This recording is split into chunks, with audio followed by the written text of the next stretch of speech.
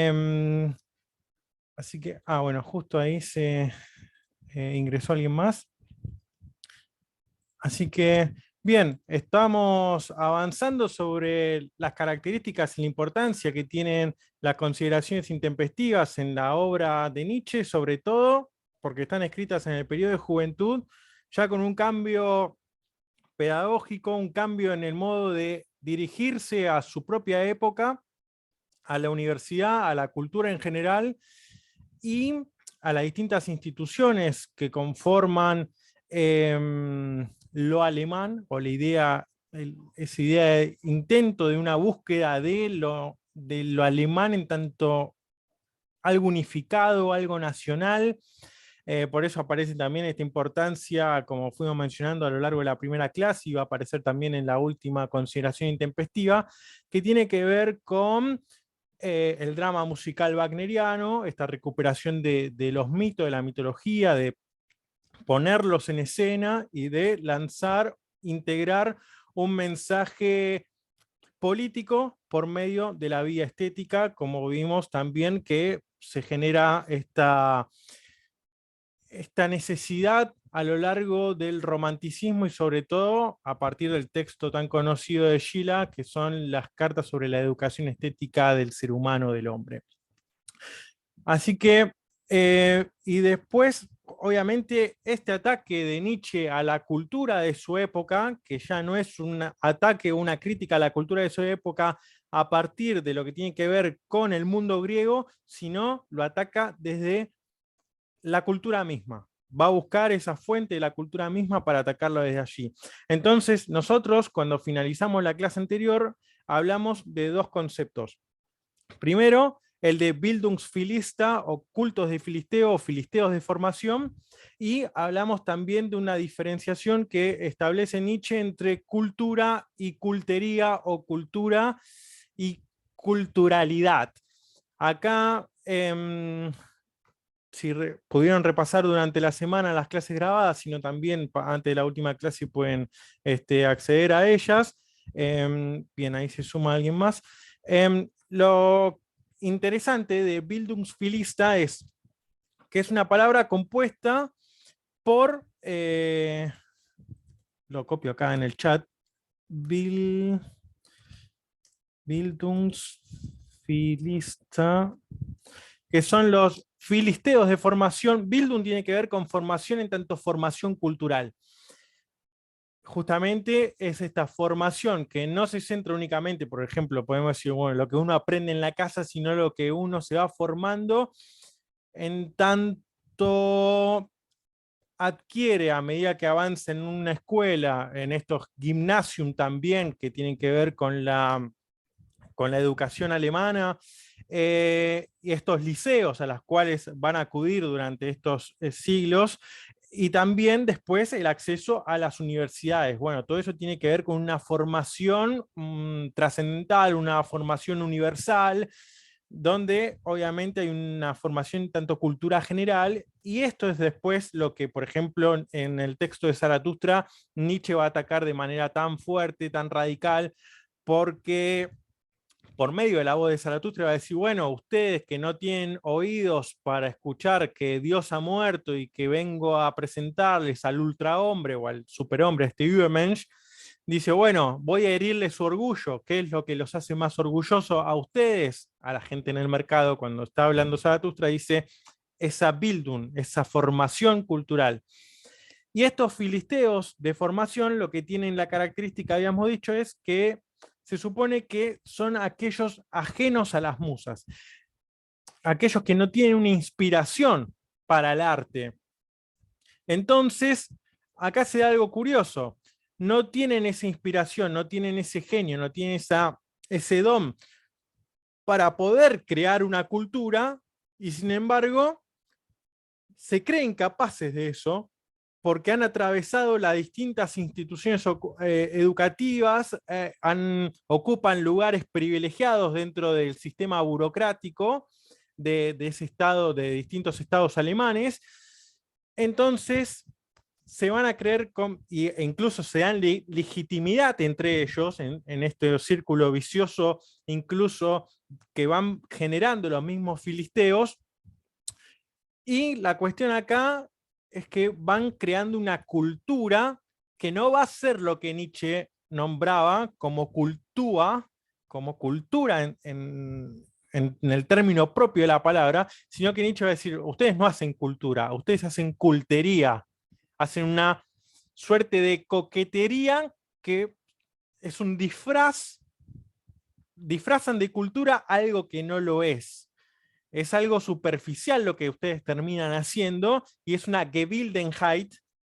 Gebildenheit tiene que ver como, esto también aparece en el medio, si pueden ver en la palabra Bilden, que tiene ese Bilden, también viene con el Bildung, y es poner en formación, poner en imagen, hacer algo que tiene que ver justo con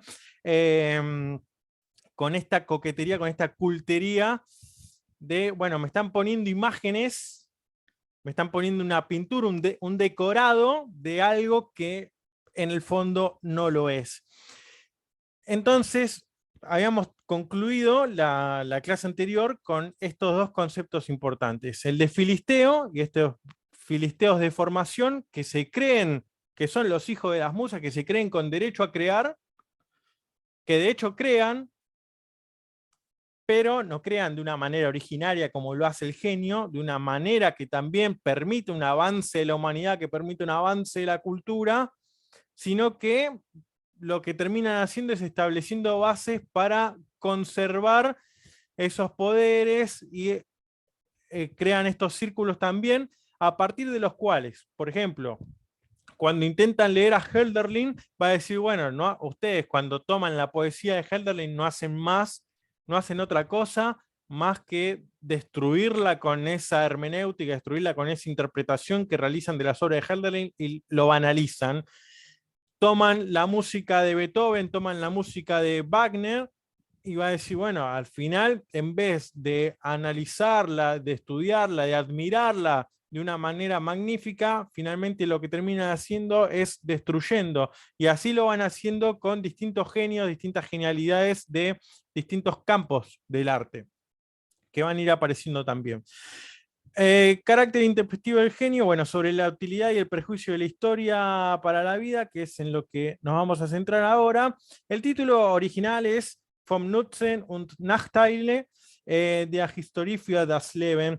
Aparece acá en el término en alemán, lo que tenemos que tomar ahí en consideración rápido es que tenemos Nutzen und Nachteil, que es utilidad, perjuicio, pero también en este perjuicio de aquello, como si habláramos de lo positivo y lo negativo, de lo que está a favor y lo que está en contra, de aquello también, otra de las traducciones, bueno, de aquello que está al servicio para la vida, aquello que obviamente lo perjudica.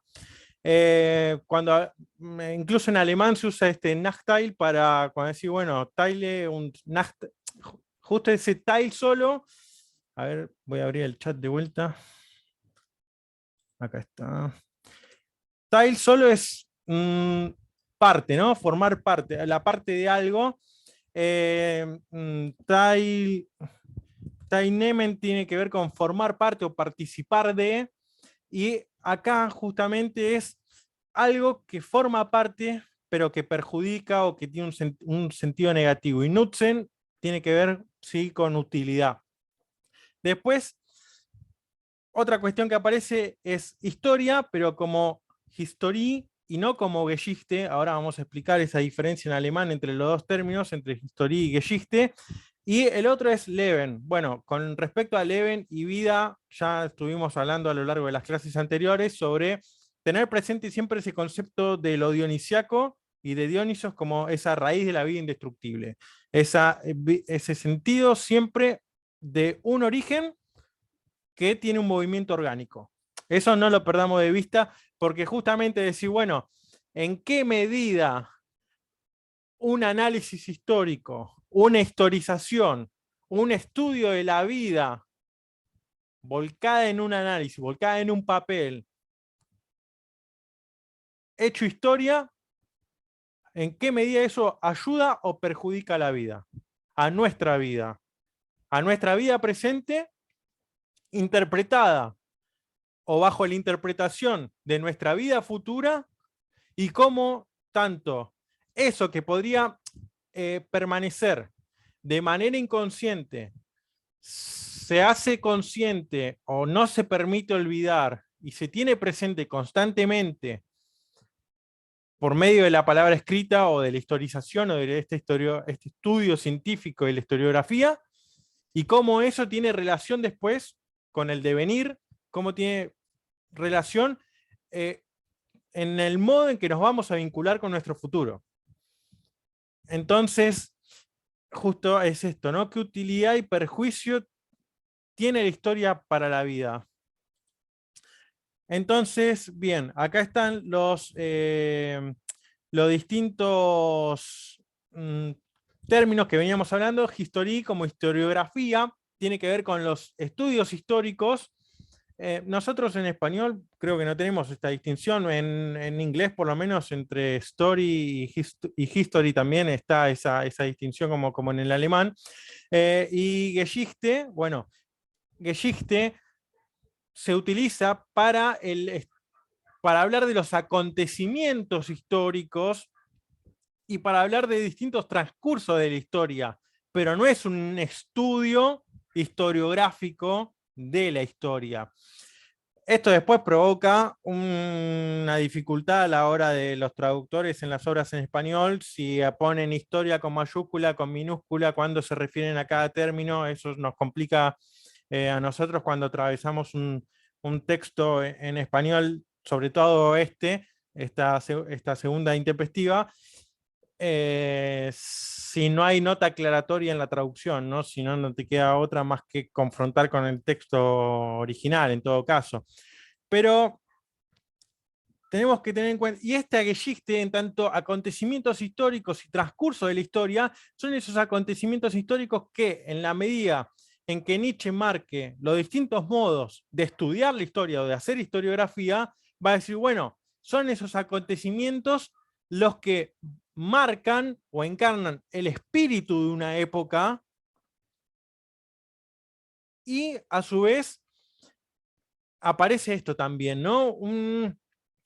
Ese espíritu de la época que de alguna manera cambia la configuración de lo que se venía viviendo, de lo que se venía, del modo en que la vida cotidiana de un pueblo venía transcurriendo, y determinados acontecimientos producen un quiebre.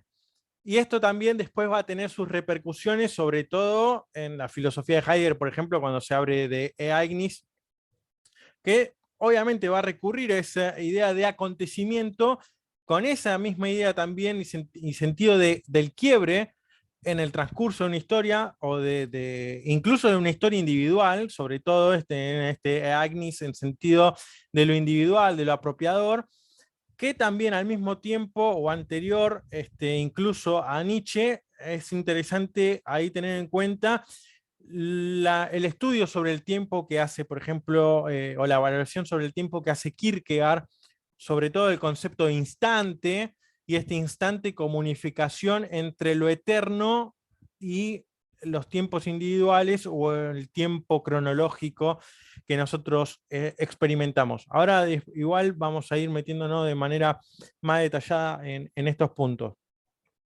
Entonces, bien, si es sobre la utilidad y el prejuicio de la historia para la vida, algo que le va a interesar a Nietzsche muy fuertemente va a ser el tema de decir, bueno, ¿tiene valor o qué tipo de valor tiene la historia? Hacer historia, hacer historiografía, documentar esos acontecimientos históricos. ¿Cómo afectan después a nuestro modo de entender lo que está deviniendo? Y si eso, de alguna manera, haciendo esta historiografía, conceptualizando el pasado, analizando ese pasado, Eso nos limita en la interpretación de nuestro futuro, nos limita en la interpretación de nuestro presente, nos condiciona limitándonos o realmente nos genera un impulso, y ahí está la cuestión, nos genera un impulso para aumentar la vida, para aumentar la vitalidad, la vivificación, ¿no? Y justamente aparece el tema del valor y el no valor de la historia. Pensemos en esto. Después en la filosofía de Nietzsche va a aparecer constantemente el tema de la transvaloración de todos los valores. Que Heidegger, al interpretar a Nietzsche, va a decir, bueno, en tanto Nietzsche es el último gran metafísico, lo único que haría Nietzsche es una inversión de la filosofía platónica, donde ya no hay una apuesta fuerte o una valorización fuerte sobre el alma, sino que Nietzsche apunta al cuerpo, por ejemplo. En vez de las ideas, al mundo terrenal y a lo fisiológico, a lo físico.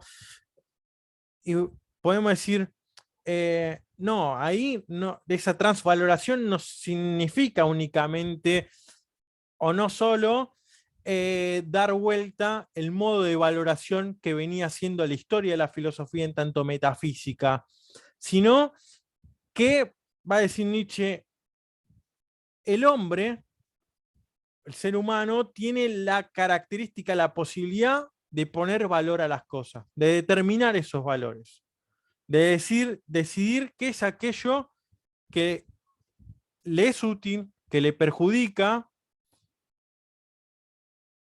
y a partir de eso poder relacionarse con el mundo, relacionarse con las cosas, con los animales, con las demás personas, etc.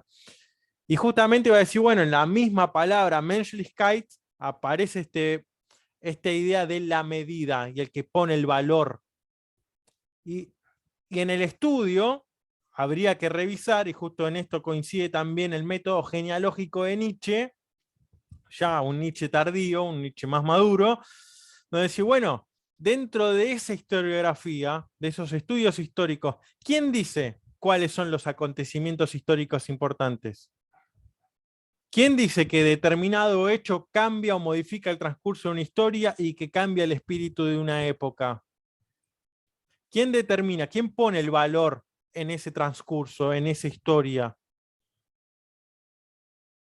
¿Y con qué intencionalidades se pone valor a determinados acontecimientos y no a otros?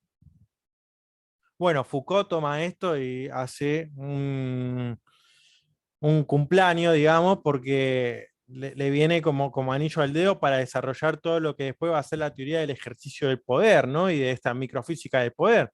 Si quién va a ir determinando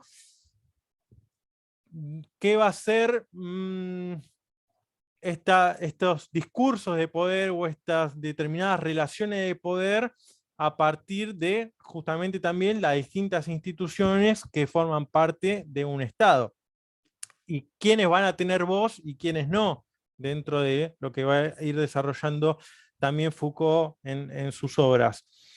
Entonces, y acá justamente genealogía o el método genealógico de Nietzsche no implica ir a un origen, sino ir a esos quiebres, que no implica ir a un origen en sentido metafísico. Y ahí ya hay un cambio también en la postura de Nietzsche. Entonces, bueno, ¿quién en esos acontecimientos o en ese estudio historiográfico pone valor o no valor para la historia? Y lo que le va a interesar es decir, bueno, tiene valor aquello que aumenta la actividad, que la vivifica, y no tiene un valor negativo aquello que implica su contrario. Y también en este accionar intempestivo de Nietzsche va a decir, bueno, el presente sufre de una fiebre de consunción histórica. Todos en los estudios universitarios se están dedicando a hacer historiografía. Incluso nosotros que hablamos tanto de Dionisos, muchos filólogos en ese carácter que podríamos decir intempestivo, ahistórico, o sea, que esté por fuera de la historia, que tenga que ver con el culto, con lo mistérico, con lo oculto, de Dionisos y el orgiástico y el éxtasis y todas esas cualidades que estuvimos hablando, dicen, bueno, finalmente terminan intentando hacer hasta historia de eso, matando justamente la propia genialidad del dios en ese intento de querer deducir de dónde proviene, cómo proviene, qué elementos tiene, cuáles no tiene, y decir, bueno, pero hay un sentimiento o eso se termina perdiendo en ese exceso de historiografía. Y justamente el accionar intempestivo de Nietzsche parte de criticar la historia. Si aquello que a lo que más se dedica su época es a los estudios históricos, Nietzsche lo que va a hacer y que lo va a caracterizar como intempestivo es criticar la historia, el modo de hacer historiografía. Si eso era el centro de atención y a lo que todos se dedicaban, decir, bueno, ojo, ¿por qué? O sea, si es esta mirada que también en algún punto, y lo cito de vuelta a Heidegger, si, bueno, si es demasiado público ese modo de hacer filosofía, habría que dudar ahí si es realmente filosofía lo que se está haciendo. Porque justamente es como que el carácter crítico del filósofo tendría que, bueno, si esto es por donde están yendo todos, pararse de la vereda de enfrente, observarlo y agudizar el ojo y criticarlo, ¿no? ¿Debe dominar la vida al conocimiento, a la ciencia, o el conocimiento tiene que dominar a la vida? Ahí aparece también la tensión, vida-conocimiento. Un exceso de conocimiento impide la acción, impide tener esta vitalidad, ¿no? También en algún punto, si queremos contraponerlo, decir, bueno, finalmente, si vivimos pendientes también de un exceso del uso, por ejemplo, de la filmación con los teléfonos celulares en determinado evento, decir, bueno, ¿viviste ese evento o te mantuviste ajeno, imposibilitado de vivenciar, de vivificarte dentro de eso por estar pendiente, ¿no? de la técnica, de la tecnología? Y acá justamente lo que pone en escena de debate es cuál de las dos potencias será superior a la decisiva, la ciencia, el conocimiento o la vida. Esta crítica ya sienta sus bases en la última parte del nacimiento de la tragedia, desde el capítulo 16 al 25, que es lo que Nietzsche denomina como renacimiento de la tragedia. Ahí aparece muy fuerte, ya con el ataque a Sócrates, con la dialéctica, con la lógica, con la mayor cantidad que pone Eurípides de personajes en escena que entablan diálogo. Esa lucha entre los personajes, esa tensión entre los personajes ya no tiene que ver con o sea, hay un desplazamiento de la música y la lucha entre los personajes es por medio de la palabra. ¿Quién puede derribar al otro por medio de la palabra? Y esto termina siendo los diálogos de Platón, donde Sócrates usa esta metodología de ir refutando a los distintos personajes con los que se va encontrando. Aparece también esta concepción romántica del tiempo, la que toma en parte Nietzsche y contra la que también se va a pelear. Por ejemplo, y en este carácter intempestivo también, la palabra es un Zeitgemäßlichkeit. Zeitgemäß es aquel que está acorde a su tiempo, que está en la medida de su tiempo. Y hasta ese momento no existía la palabra negativa como intempestivo, o sea, estaba el tempestivo, estaba el que es acorde a su tiempo. Nietzsche introduce lo toma de una discusión que él tiene, y se sirve de Unzeitgemäßlichkeit, aquel que está por fuera de la medida del tiempo, aquel que está por fuera de la medida en el sentido de lo medio, lo que caracteriza a ese tiempo. Mencionábamos al principio Zeitgeist, ¿no? Este espíritu del tiempo. Bueno, el intempestivo es el que irrumpe con esa medida que caracteriza a ese espíritu del tiempo. Ahí también podemos pensar inmediatamente, es toda una discusión con la fenomenología del espíritu, si se quiere, donde está mostrando Hegel cómo va avanzando el espíritu en la historia. Y acá Nietzsche te está diciendo, bueno, sí, va avanzando con determinadas características generales, pero vos tenés individuos particulares que con una relación íntima con la naturaleza y que no se dejan abrazar por el conocimiento y por la razón y por, en medida excesiva, digamos, te introducen un punto de quiebre. Te introducen acontecimientos que irrumpen con esas medidas, que irrumpen con lo medio, con lo normal, y justamente hacen historia. Y acá lo que lo caracteriza, porque podríamos decir, bueno, en el momento en que Nietzsche se está discutiendo con historiadores, con aquellos que hacen historiografía, podríamos decir, bueno, pero ¿quiénes son esos enciclopedistas, historiadores que están trabajando en ese momento? Y sin embargo, es como que lo que más nos resuena es Nietzsche criticando a todo ese conjunto de historiadores. Y es más factible quizás que uno acceda a un estudio histórico de determinado momento a partir justamente de la crítica al modo de hacer historia en ese momento. Y entre estas cuestiones también, entre vida y conocimiento, entre esta tensión, y justo es vida y conocimiento, y en tanto ese conocimiento ayuda, ¿es un valor que ayuda a la vida o la perjudica? Ese exceso de conocimiento se torna entonces algo saludable en tanto ayuda, o en su exceso deviene enfermedad.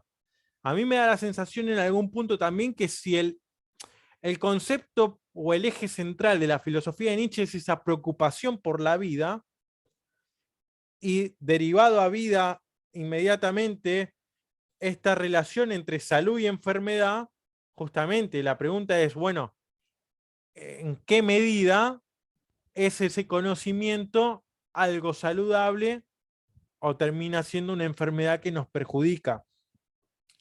Que nos perjudica en la acción, en el modo de transformar y de vivir. El ser humano envidia la felicidad ingenua de los animales, así comienza la segunda intempestiva, hablando de los animales que están pastando, y dice, bueno, hay algunos que envidian esa felicidad de los animales. Dice, bueno, pero sí, es una felicidad ingenua en todo caso. Pensemos también, esa felicidad ingenua de los animales, si pensamos en las tres transformaciones del espíritu, que la primera transformación es el camello, león y niño, antes es niño y es un niño ingenuo, que después, por pasar por esa Bildung, por esa formación cultural, se convierte en camello, al intentar querer rebelarse contra esa Bildung, contra ese exceso de formación cultural, termina siendo león, y en ese león, si no sabe imponerse límites, se conduce directamente a una autodestrucción, lo cual tampoco es saludable. Entonces dice, bueno, la tercera etapa a la cual tendríamos que tender es este Übermensch, este niño de vuelta, pero que ya tiene dentro de sí las experiencias de las etapas de espíritu anteriores, y ya, o sea, hay una felicidad, pero ya no, es un niño que juega, que ríe, que danza, pero sin tener esa ingenuidad que tenía el niño antes de pasar por las otras etapas. Y pensemos también, ¿no? Ya creo que lo habíamos dicho, ese primer niño a volver a la etapa del niño tiene que ver también con esas distintas transformaciones de Dionisos, cuando estuvimos hablando de Baco, Iaco y Sagreo, y ese Iaco que era el niño divino, nuevamente otra vez un retorno al origen. El ser humano vive de manera histórica, los otros animales viven de forma ahistórica, pero acá hay que distinguir justamente qué es lo ahistórico sin historia, si bueno, está bien, no hacen historia, pero viven en una completa ingenuidad, y él lo que va a distinguir va a ser entre lo ahistórico como algo que nos va a permitir acceder a otra vivencia del tiempo que nos va a sacar de la vivencia del tiempo cotidiana y meramente cronológica. Y esto va a ser por dos vías. Por vía de la producción artística o por vía de la contemplación de una obra de arte o el acceso a una obra de arte. Va a decir, bueno, por ejemplo, nosotros tenemos acá la palabra instante, este Augenblick, que es como un vistazo de ojos. Dice, puede expresarse la experiencia de la felicidad, el poder olvidar, la facultad de sentir de forma histórica todo el tiempo de su duración. Va a decir, bueno, el acceso a lo ahistórico tiene que ver como si fuera un acceso a un instante, donde la vivencia del tiempo cambia. Es un acceso a una vivencia del tiempo que se va a manifestar como donación, y esto lo vamos a poder ver por medio de, o vamos a poder acceder a él por medio de la obra de arte, donde, por ejemplo, él va a tomar como ejemplo la tragedia de los griegos o el drama musical wagneriano, a ese tiempo como acceso de donación. Va a decir, bueno, el griego, y esto tiene que ver incluso hasta con el concepto de coro griego, ¿no? Cuando accedían a la tragedia, iban y dice, bueno, esa unidad, ese todo, era la formación del coro como muro viviente. Un muro viviente que se eleva y que de alguna manera instaura una frontera de la vida de la polis cotidiana con la vivencia de esa manifestación artística que se está llevando a cabo.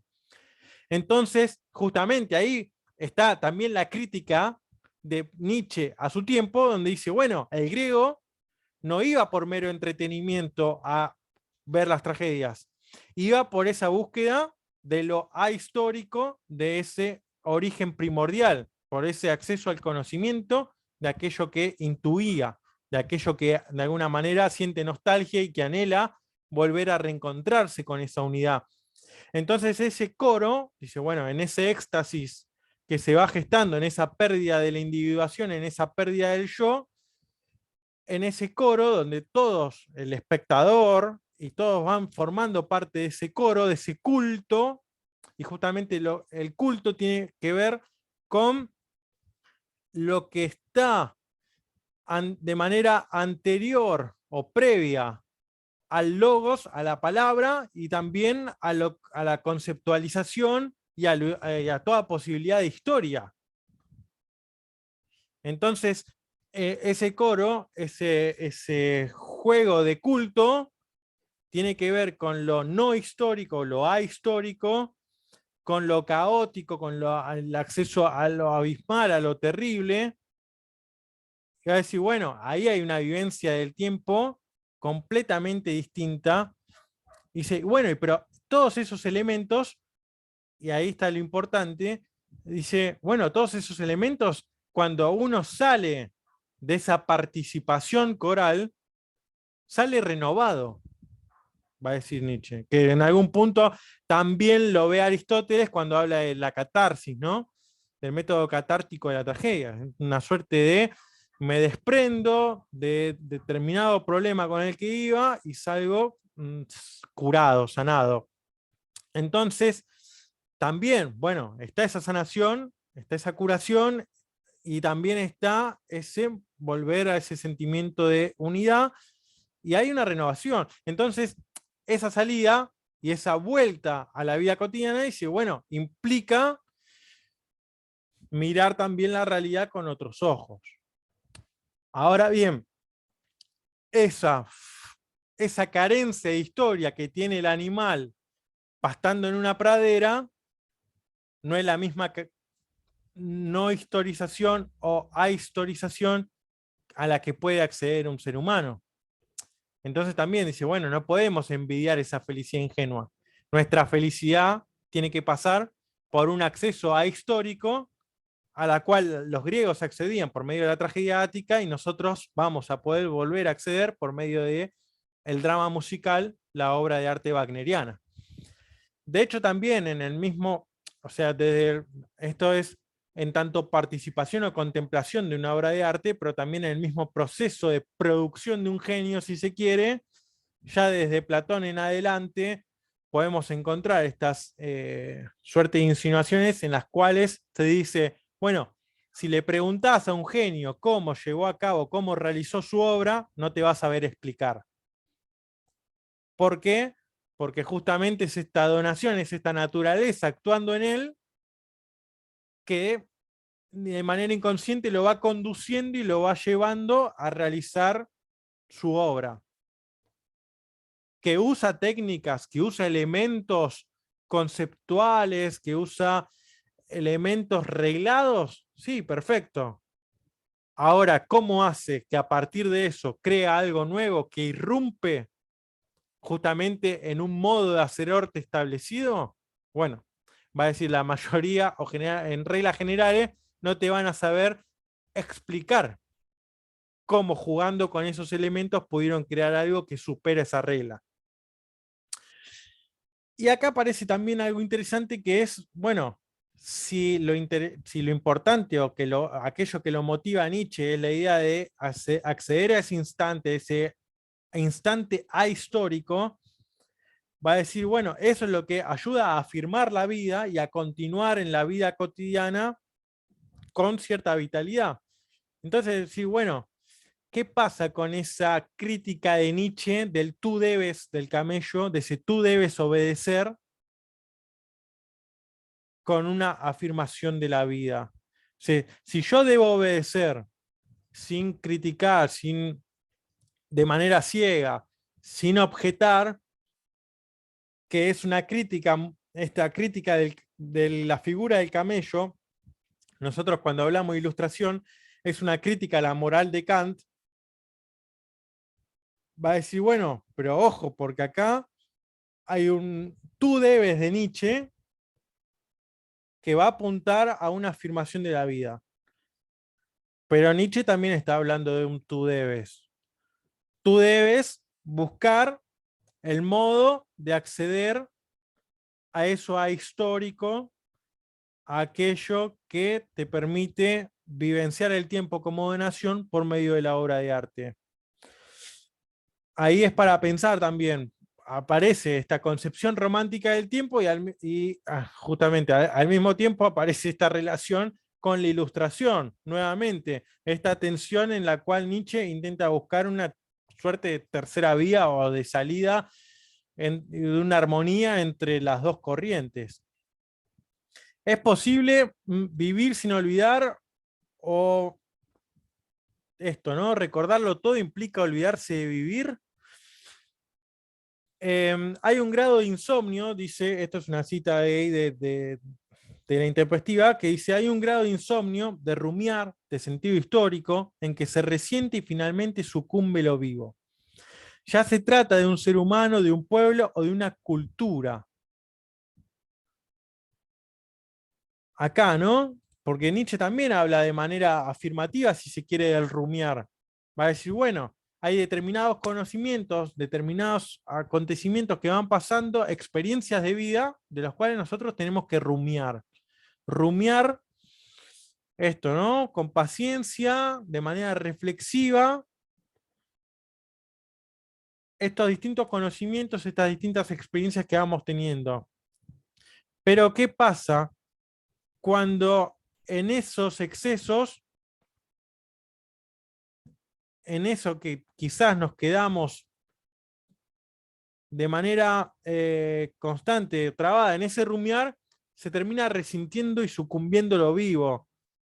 Y esto, ¿no? Espíritu también, entre ser humano individual, espíritu de un pueblo o el espíritu en tanto cultura. Recordemos que cultura era para Nietzsche una unidad de estilo, donde los distintos ámbitos de un pueblo tienen una unidad. Uno puede identificarlos bajo una unidad. Por eso el drama musical wagneriano se va a esforzar o se va a esmerar en tratar de buscar las distintas ramas artísticas y volverlas a unificar, volverlas a centrarlas en un solo estilo de arte, en ese drama musical. Aquello que iba de manera dispersa, volverlo a su unidad. Nuevamente, ¿no? Jugando de fondo el mito de lo dionisíaco. Ahí recordaba también, ¿no? Ese pequeño cuento de Funes el Memorioso que describe Borges. No recuerdo si lo hemos nombrado ya en estas clases, pero aparece, ¿no? En esta tensión entre vida y conocimiento, es decir, bueno, un exceso de conocimiento. Si yo tengo un exceso de memoria de todas las cosas, y como este personaje de Funes el Memorioso, que por un accidente tiene esa, en vez de olvidarlo todo de manera contraria, lo recuerda todo y tiene esa habilidad, si se quiere, de describir todo de manera tan detallada que la vivencia un día podría tardar un día entero en describirla. Fijémonos cómo ese mismo personaje se retrae, se lleva a la oscuridad para evitar esos excesos de conocimiento que no lo dejan vivir. Y aparece, ¿no? Esto que veníamos mencionando. Salud y enfermedad, lo histórico y lo ahistórico deben estar en equilibrio, porque justamente tampoco, no es que la historia o la historiografía sea algo que Nietzsche rechaza de suyo. No, el problema es ese exceso de historización. ¿Todo vale? ¿Todo tiene el mismo valor? ¿O hay cosas que tienen más valor que otras? Y después, si hay cosas que tienen más valor que otras, ¿quién dice desde qué punto está puesta esa valoración? Nuevamente, porque con la crítica que mencionábamos a Kant en ese tú debes, es decir, bueno, hay mandatos morales que hay que cumplir porque hay que cumplir y no se discuten y tenés que obedecer esas leyes morales. Y de hecho, si vos tenés un sentimiento moral y tenés una inclinación por el bien y una inclinación por la belleza, tu razón se va a inclinar de manera práctica a aceptar esos mandatos morales. Y acá aparece esta crítica de Nietzsche a la Ilustración y a Kant, donde va a decir, bueno, pero esta cuestión de, del obedecer sin más, va a decir, pero no es que vos obedeces por un mero sentimiento moral y que no tenés interés en ello y que lo haces como, como una fuerte expresión de libertad, porque la voluntad y la razón te impulsan a que tenés que actuar bien. Para Nietzsche, en esta cuestión de la valoración, siempre hay un interés de fondo, lo conozcas o no lo conozcas. O sea, seas consciente o no de ello. Pero para Nietzsche, a diferencia de Kant, no puede no haber un interés. Entonces, si el hombre es aquel que pone esas medidas, esa medida de valoración, es entonces también este ser humano el que está jugando de fondo con intereses. Por ello, en la crítica también a la moral cristiana, decir, bueno, ¿por qué por qué determinadas cuestiones están mal vistas y son pecado y se prohíben, etcétera, etcétera, en esa moral cristiana? ¿Vale? Y que justamente después la va a relacionar con la moral kantiana, ¿no? Va a decir, bueno, ¿cuáles son esos intereses de fondo? ¿A qué intereses responden todos esa ética y esa moral? Acá entonces va a decir, bueno, hay que encontrar un justo equilibrio entre lo histórico y lo ahistórico, ese acceso por medio de las obras de arte. Ese exceso, va a decir, se combate con fuerza plástica y va a ser tanto a nivel del individuo como a nivel de un pueblo y justamente a partir de esa formación cultural o de la cultura. La fuerza plástica esto que va a permitir transformar y asimilar el pasado, y de traerlo al presente y a partir de eso poder observar y mirar el futuro, lo que va a ayudar también esta fuerza plástica a decir, bueno, por ejemplo, los griegos, va a decir Nietzsche, vieron ese caos, vieron eso, ese origen, esa verdad como algo horroroso, y la fuerza plástica de los griegos les permitió crear dioses, crear un mundo olímpico en la cual el ser humano puede verse reflejado, pero al mismo tiempo hacer soportable su existencia. Entonces, ahí es interesante decir, bueno, nosotros tenemos que adquirir, tomar como ejemplo a los griegos y adquirir esa fuerza plástica. Obviamente el ejemplo ahí va a ser Schopenhauer, en tanto educador, una educación particular que va a permitir a distintas personalidades o a distintos individuos encontrar esa fuerza y esa plasticidad, esa flexibilidad para interpretar el tiempo acorde al espíritu de la época y en pos del futuro. Y después, como contraposición también, esta figura del educador, Erzier va a ser la palabra, que se va a contraponer también justamente a una idea de la ilustración que va a ser los tutores. Un tutor que enseña, que baja contenido, que explica y, y brinda conocimientos, pero que no termina de permitir un salto cualitativo de esos alumnos o de esos individuos que están aprendiendo. Entonces no se pueden terminar de emancipar. Ahí no hay una transformación tampoco a nivel individual y mucho menos a nivel de la cultura y a nivel del pueblo en el que están viviendo. Y después, por otro lado, va a decir, bueno, esa misma fuerza plástica con esos individuos educados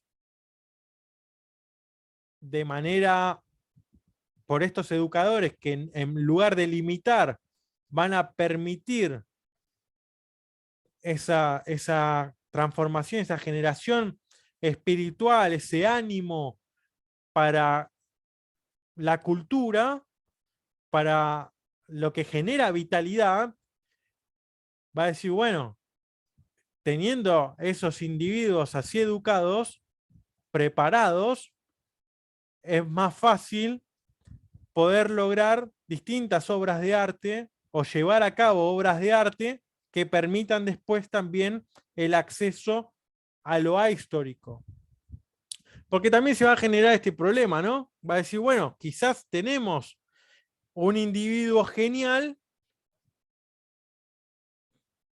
un caso excepcional, que plasma sus obras de arte, las materializa, pero no tenemos tampoco sujetos educados para poder apreciar esa obra de arte y por tanto tampoco es posible un acceso ahistórico a la hora de contemplar o de participar de esa obra. Entonces, ahí también no hay una suerte de juego entre libertad que permita la aparición de un individuo excepcional dentro de una cultura y una comunidad determinada, y al mismo tiempo es tarea de ese individuo excepcional poder guiar, interactuar, preparar a esa comunidad para que sepa apreciar el valor de esa obra. Y fijémonos esta característica justamente de los cultifilisteos, de esos Bildungsphilister, que en cuanto ven, dice Nietzsche, en cuanto ven que aparece un individuo excepcional, genial, que trae y logra materializar una obra de arte, dice, aparece esta idea de la censura, esta idea de quitarlo, borrarlo del mapa, silenciarlo, para que no genere una transformación y cambie ese sistema por la cual se rige el espíritu de la época.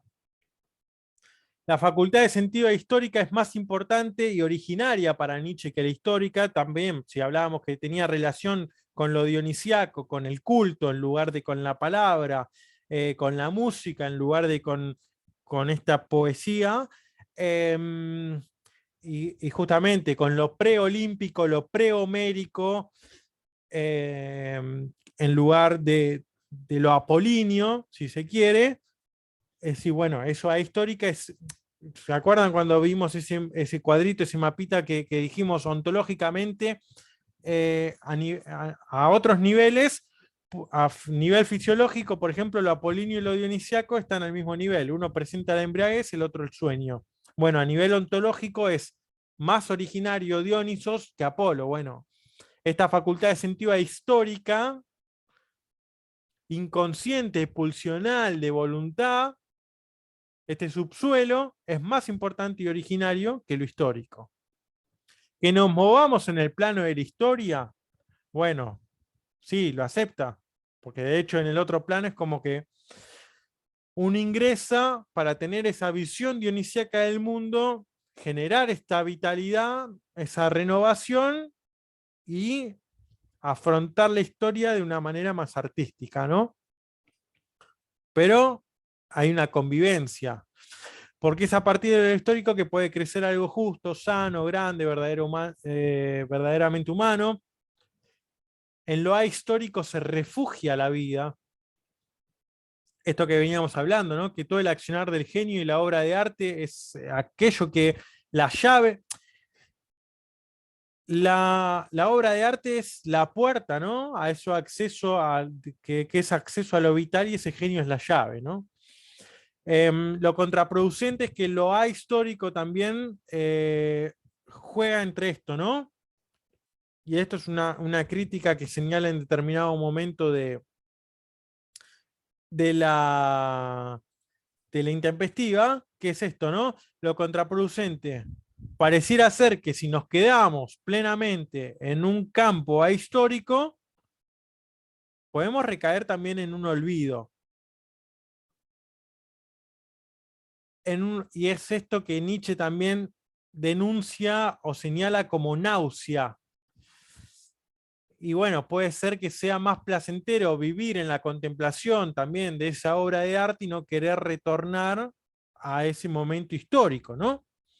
En el que uno está inmerso. Y decir, bueno, me llevo mejor leyendo novelas y ciencia ficción y me pongo en un mundo que me agrade, en lugar de tener que afrontar los problemas que uno tiene en la vida cotidiana. Bueno, justamente, ¿no? Tiene este sentido narcotizante en algún punto. Eh, y si se quiere, todo eso también formaba parte de los elementos del culto dionisiaco. De hecho, si no recuerdo mal, cuando se hicieron estudios, si no recuerdo mal, fue en el templo de Apolo que está en Delfos, que en el mármol de las piedras, cuando se hace el estudio de esos mármoles, se encuentran determinados elementos que pertenecían, no sé a qué tipo de planta o cuestión que se utilizaba para justamente para esa pérdida de conciencia que se utilizaba en aquellos que accedían, digamos, en el oráculo, ¿no? Em, bien. Y el otro problema es un exceso de olvido, y por el otro es, bueno, nos permite un acceso a la vital, esa obra de arte, pero nos mantiene dentro de un horizonte limitado. Entonces, pensemos esto, decir, bueno, este refugio en algún punto, bueno, si la obra de arte ática levanta un muro viviente y ese muro separa la vida cotidiana con ese punto artístico, va a decir, bueno, finalmente también nos mantiene dentro de esa frontera, de ese límite. Y terminamos cayendo en prácticamente lo mismo, decir, bueno, nos resguardamos en las costumbres de aquello conocido porque nos da pereza y temor arriesgarnos a algo nuevo, desde el punto de vista histórico, bueno, también nos da, ya conocemos esto vital dentro de determinada contemplación de una obra de arte y no nos queremos salir tampoco de ese horizonte, de ese círculo que nos presenta la obra.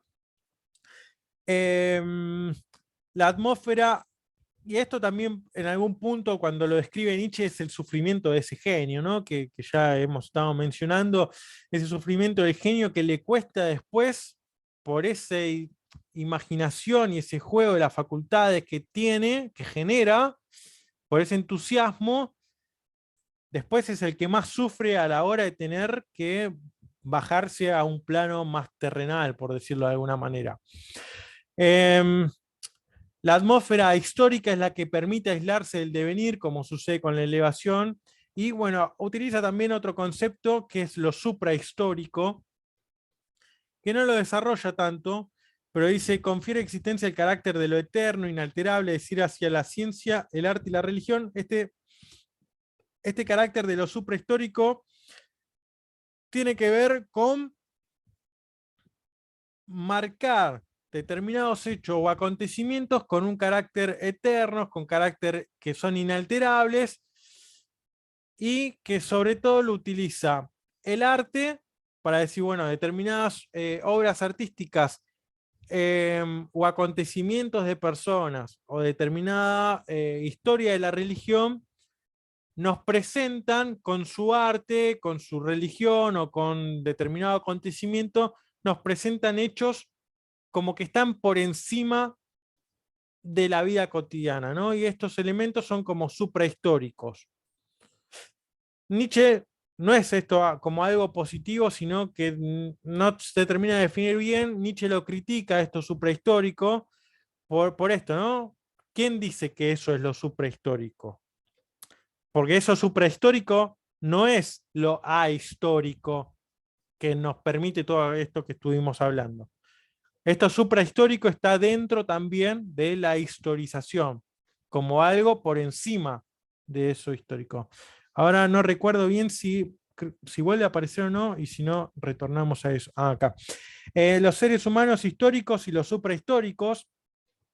Los históricos creen que el sentido de la existencia se revelará cada vez más claramente en el curso de un proceso, y los suprahistóricos creen que el mundo está acabado y consumado cada instante, y también estos personajes como suprahistóricos, un Napoleón, por ejemplo, es decir, bueno, son los que yo vengo acá a terminar la historia, o hago una filosofía que digo, bueno, conmigo se termina la historia de la filosofía, una crítica a Hegel, si se quiere, en algún punto.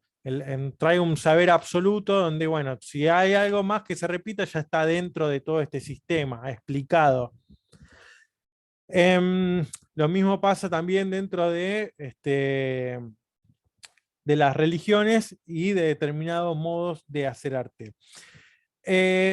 Bueno, la vida necesita de la historia, esto es algo que estábamos hablando antes con la relación entre una armonía entre lo histórico y lo ahistórico, y la vida necesita de la historia, la vida tiene necesidad del servicio de la historia.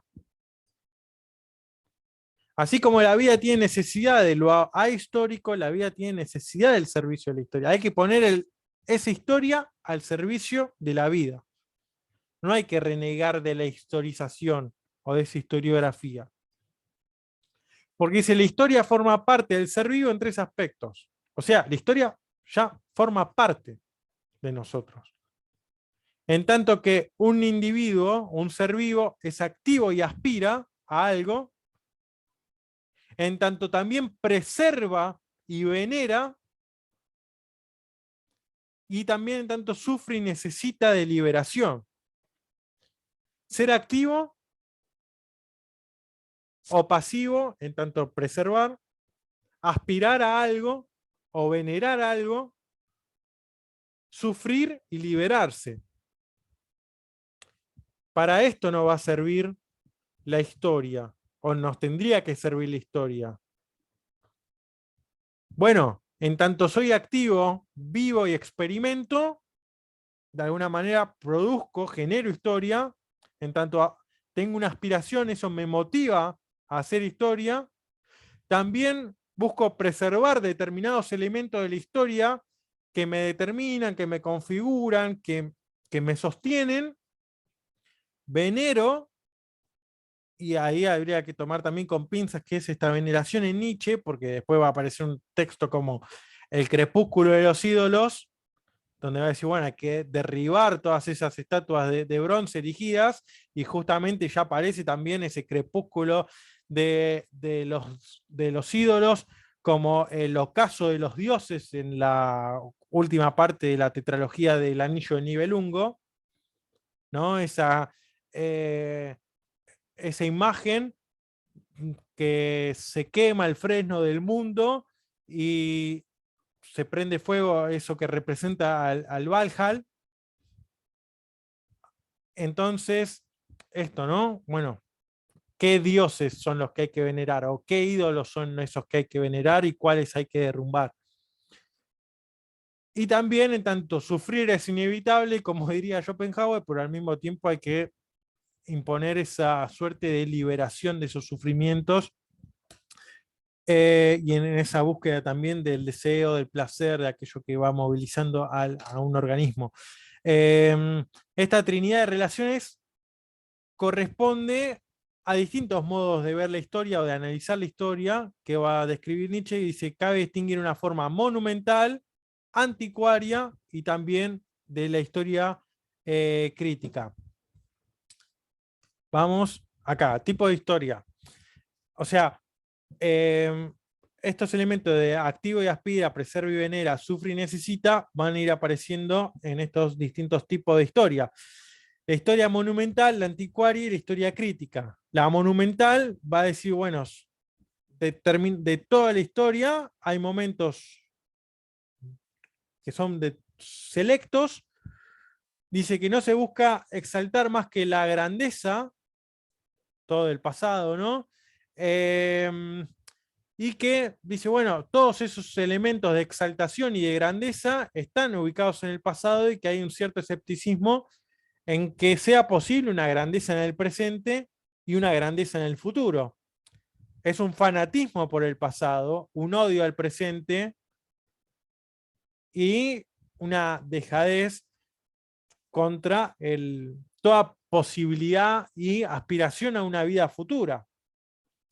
Hay, si se quiere, una preservación y una veneración por determinados personajes de la historia, un César, un Napoleón, que son siempre esos nombres que va citando Nietzsche constantemente, que van haciendo historia, que hicieron historia, que marcan la historia. Es decir, bueno, pero esas grandes personalidades quedaron en el pasado. Ya hoy en día, podría decir alguien, este presente es mediocre, no tiene ningún tipo de grandeza y no veo que sea posible esa grandeza tampoco en el futuro. Entonces dice, dejad que los muertos entierren a los vivos, ¿no? Utiliza esa frase ahí en la intempestiva. Después está la historia anticuaria. Estos son distintos modos en que los que hacen los historiadores pueden analizar esa historia, ¿no? Estos tres grandes ejes en los que generalmente caen, ¿no? Después, una visión anticuaria, dice, indigestión de un pasado total que es incapaz de seleccionar y jerarquizar. Conduciría a una esclerosis deleteria, a la impotencia para crear algo nuevo, a la vejez eterna. La historia anticuaria, básicamente, todo tiene valor, todo tiene importancia. Es un anticuario, un lugar donde todo se conserva, todo se venera, ¿no? Todo se necesita y no hay ningún tipo de actividad, no hay ningún tipo de aspiración, sino que es una incapacidad.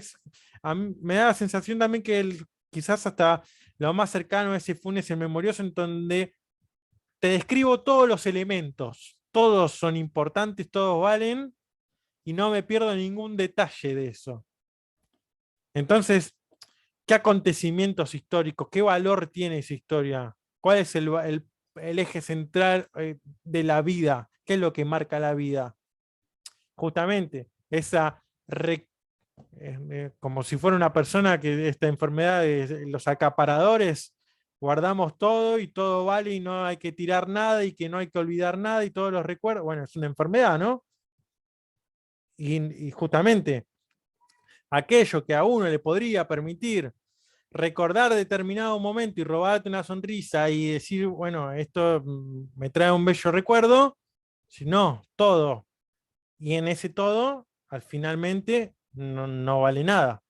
Y después la historia crítica, que es a fuerza de condenar los pasados injustos, las fuentes culpables de las alienaciones y los sufrimientos del presente, dice, sin duda rompería unas cadenas pesadas, pero constitutivas. Hoy diríamos constructoras de identidades y herencias, terminaría creando civilizaciones sin ningún pasado, sin ninguna oportunidad de comprenderse a sí misma ni de determinar un futuro. La historia crítica, igual ahora tenemos detallado cada una. La historia crítica, a diferencia de la anticuaria, que absolutamente todo tiene valor y por eso nada vale, por eso es perjudicial para la vida, la historia crítica toma valores de nuestro presente y a partir de estos valores que rigen el espíritu de nuestro tiempo, criticamos el pasado. Esta me pareció que incluso es hasta el modo más actual y más intempestivo de los modos de hacer historia que describe Nietzsche, porque pasa mucho, agarramos un texto y decir, bueno, en la política de Aristóteles, los esclavos son por naturaleza, las mujeres son un objeto más de la casa, y uno lo mira y lo juzga con ojos del presente y con el espíritu de nuestra época, esas cuestiones que nos parecen horrendas, es decir, bueno, muchas veces también se pierde ese ojo de decir, perdemos todo el contexto y el espíritu de la época en la cual están escribiendo, están pensando, están hablando determinados personajes históricos y nosotros los juzgamos con los ojos de nuestro presente. Entonces, en lugar de aprender y de tomar determinados elementos que nos ayuden y nos impulsen en nuestra vitalidad, en la vitalidad de nuestro presente, con esa crítica sesgada, hostil contra nuestro pasado, va a decir Nietzsche, terminamos perdiendo fundamento, terminamos perdiendo suelo, herencia, aquello que en algún punto decir, bueno, la historia, con sus aciertos y errores, de alguna manera u otra nos constituyen. Entonces, ojo con eso. ¿Cómo estamos de tiempo? Sí, tenemos. Historia, entonces la historia monumental es la oposición a la historia como ciencia pura, la cual estudia los grandes acontecimientos como fenómenos caducados. La ciencia pura, que va a estudiar la historia, estudia esos grandes acontecimientos como fenómenos que caducaron. O sea, te los cuento y te lo explico a héroes, guerreros, batallas, pensadores, artistas, etc. Pero no, esa historia monumental, cuando recoge esos grandes acontecimientos, los admira, los vivifica. No es que nada más los narra o los recupera, no. Está diciendo, bueno, esta fuerza plástica de los genios, de los héroes del pasado, tienen tanta fuerza que no me dé, que en esa admiración también, en esa veneración, no me permiten actuar a mí tampoco. ¿Cómo me voy a dedicar a la pintura si ya existe alguien, ya existió alguien como, no sé, Rafael? ¿Cómo me voy a dedicar a la música si ya existió alguien como Beethoven? ¿No? Entonces eso también genera un conflicto con el presente. En algún punto, bueno, ahora lo pienso así rápido, ¿no? Pero está esa película, creo que es de Woody Allen, que es Medianoche en París, que es esta enfermedad también, este problema histórico de decir, bueno, siempre un tiempo pasado fue mejor, y el que está, en lugar de admirar el París actual, digo, no, es mejor la Belle Époque. Y el que está en la Belle Époque admira el Renacimiento, y el que está en el Renacimiento admira otro, y nadie está conforme con su tiempo. Y siempre un tiempo pasado fue mejor, y siempre los artistas o los genios de esa época eran mejores. Hay una cuestión de historia monumental, si se quiere. Es para pensarlo. Y bueno, justamente, ¿no? Es como que en esa veneración de esos artistas pasados no permite a aquel que tiene que escribir su novela estar constantemente con esa incertidumbre y con esa falta de confianza de escribir su obra, su novela. Porque como si ya hubo alguien como determinado escritor que ya hizo algo genial. Em, y justamente el carácter del genio reside en, no me importa si hubo un guerrero X o un escritor tal, un artista o un político o un jugador de fútbol, lo que fuera. El genio es, en algún punto tiene ese carácter y ese estado de ánimo que le permite decir, bueno, yo me antepongo ante eso y yo soy yo, cómo se llega a ser el que tengo que ser, ¿no? Ese texto también de Nietzsche, y me antepongo ante eso y me la juego, ¿no? No me limito y no me pregunto si tengo el derecho de hacerlo o no. Va y lo hace. Es la autodeterminación, sí, esta educación, esta formación de ese carácter que forja el genio. La fuerza plástica del genio y del héroe hace que su voluntad de acción no se acople a una moral establecida, bueno, esto que estábamos hablando, que fija qué es lo bueno, qué es lo malo, va y lo hace, ¿no? Responde a sus necesidades internas, al impulso de su voluntad propia. Viven del modo más hermoso al no darle importancia a la existencia mundana, al que dirán, sino a esas necesidades internas, a esos instintos, a esos impulsos, ¿no? Toma una distancia irónica frente a todo ese espíritu de la época, esas limitaciones. El riesgo que se corre con la historia monumental es que la tomen entre manos los humanos de naturaleza no artística y justamente, ¿no? Que ellos mismos se establezcan, estos cultifilisteos, se comparen y se sientan y se identifiquen con aquellos genios de la historia. En esto que decíamos, ojo, también con qué intereses se toman determinadas genialidades de la historia para volver a interpretar y para educar a partir de ellos y de bajar un mensaje. Va a decir, bueno, por ejemplo, Nietzsche leyendo a Hölderlin va a decir, bueno, este poeta me sirve para inspirarme y escribir determinado texto, o El mundo como voluntad y representación de Schopenhauer, o Schopenhauer en tanto figura, me sirve para hablar de los educadores, y escribe la tercera intempestiva. Ahora bien, ese problema también, es decir, Nietzsche lo hace con determinada intencionalidad. Ahora, estos cultifilisteos, estos que no son artistas y que no tienen relación interna con la interior, pulsional, con la genialidad, ¿con qué intenciones toman a esos artistas? Eso es lo que intenta avisar ahí Nietzsche, ¿no? Y es esta idea, el arte puede ser asesinado por el arte. Esto es lo que buscan realizar los cultifilisteos en los distintos campos artísticos. También, los cultifilisteos pueden tomar a Schopenhauer y hablar de Schopenhauer como educador. Hay que ver si esas intenciones van a ser las mismas con las que lo hace Nietzsche. ¿Qué resaltan de cada figura? Bueno, a ver, la historia de un país, según aquel que escribe el libro, toma determinados elementos, no otros. Bueno, ¿qué es esto?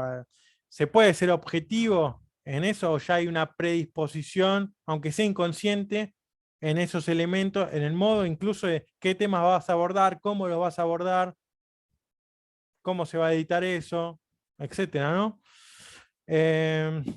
Bien.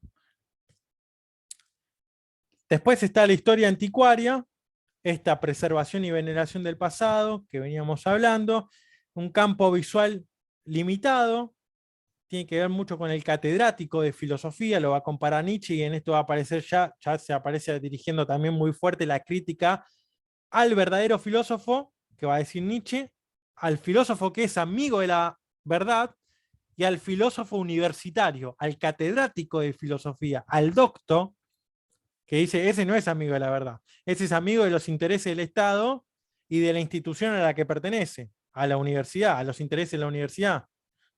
Bueno, también lo dice Nietzsche a partir de que ya sabemos que fue expulsado de la universidad, justamente por publicar un libro que ponía de manifiesto que determinado modo de estudiar filología o de estudiar la historia no responde más que a las necesidades de un círculo determinado y no a la vida útil, a aquello que sale del círculo más estricto de la universidad.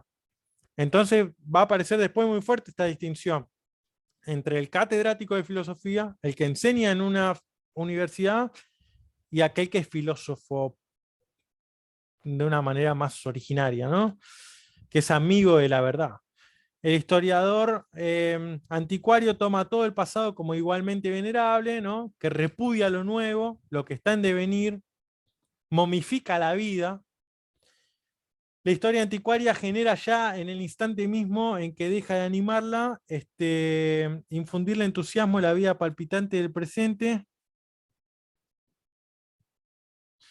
Bueno, ahí tendría que revisar la cita. Dice, en la avidez por lo antiguo, el anticuario únicamente es capaz, bueno, esto de la preservación de la vida, de no generar más vida, momificarlo. Bueno, ya mencionamos también los otros ejemplos.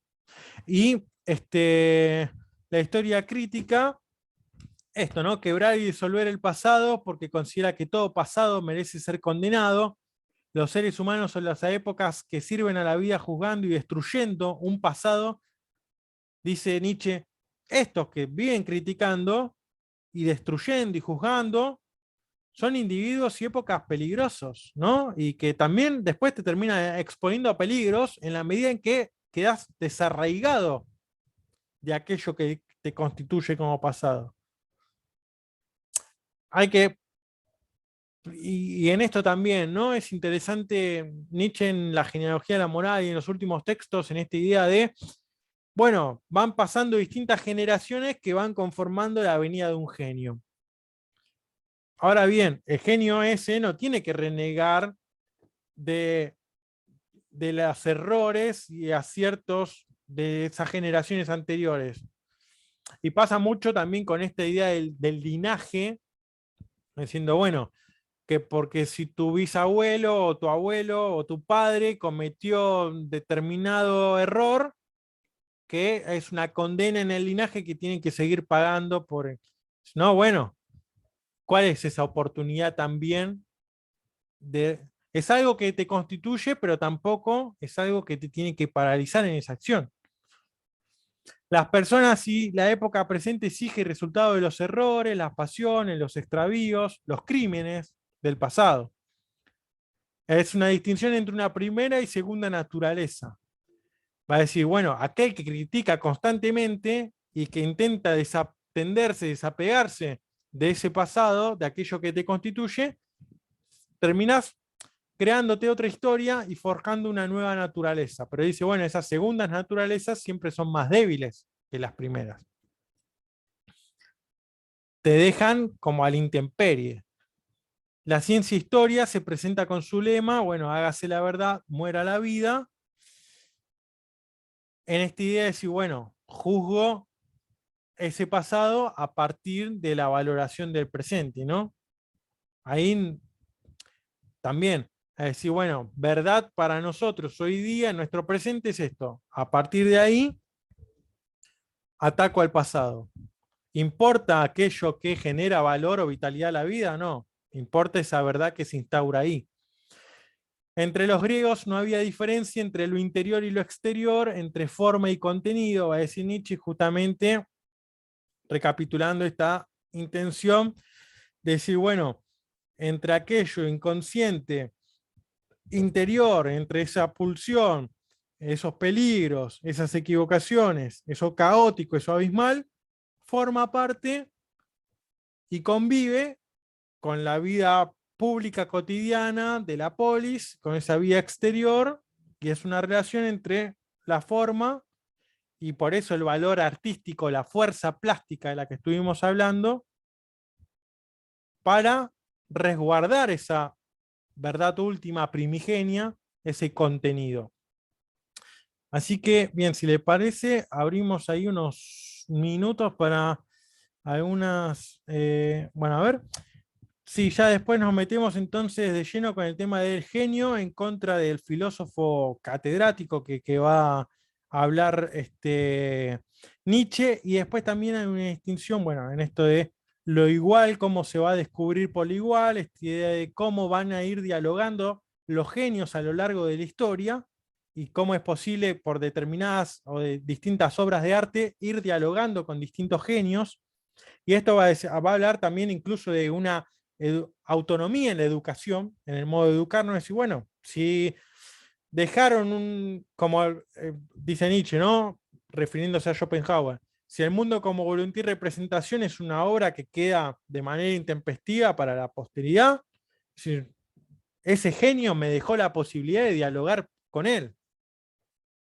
Entonces, bueno, te pueden, un tutor, un educador, sí, te guía hasta determinado momento en el cual vos ya contás con los elementos y con la fuerza para poder continuar haciendo tu propio camino, ¿no? Y después, bueno, también ataque a la cultura en relación con la física que va a abordar Nietzsche también. Así que si les parece, abrimos ahora sí un espacio para las preguntas.